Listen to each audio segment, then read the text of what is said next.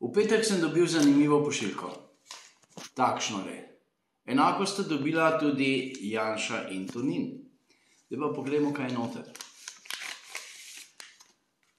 Lepo zloženi papirji in na te papirje prilepljen naboj za kalašnikovko. Skratka, da pokažemo, kakšni papirji sploh to. Pod nazivom izdajalci smo vsi trije poslanci Slovenske nacionalne stranke in pa seveda tudi vodstvo Slovenske nacionalne stranke. Zadeva eskalira v naslednjem papirju, kjer piše: kmalu bote trpeli. Piše spodaj: ne vabiti Bonda, vsi bote padli kot Ames. Skratka, tisti, ki so ga zaklali muslimani v Angliji. Spodaj je tudi nek arabski pripis, ki si naj ga preberejo tisti, ki znajo arabsko. Potem je še en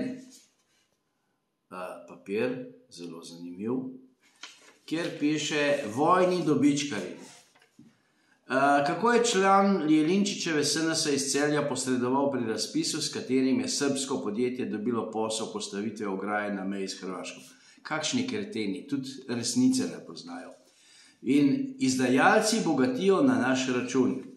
Zdaj bo treba za hrbet gledati, ker bo nekdo drug igral, rdeča pika na čelu. Skratka, z ostrostrelsko puško z laserjem, na to namigujejo. In seveda tista najbolj inkriminirana zadeva z nabojem.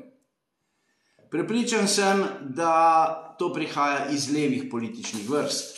To je poslal eden od članov SD, socialnih demokratov, ali eden od članov Levice, ali eden od članov stranke Lista Marjana Šarca, ali eden iz članov Alenke Bratušek.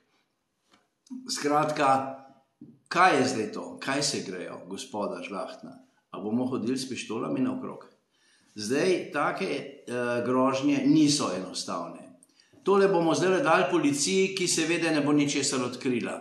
Nekateri, s katerimi sem govoril, celo pravijo, da naj bi to prišlo iz policijskih vrst, iz tistih dekadentnih policijskih vrst, ki prisegajo na levo politično opcijo, skratka, iz vrst, bi jim rekel, nekdanjih miličnikov.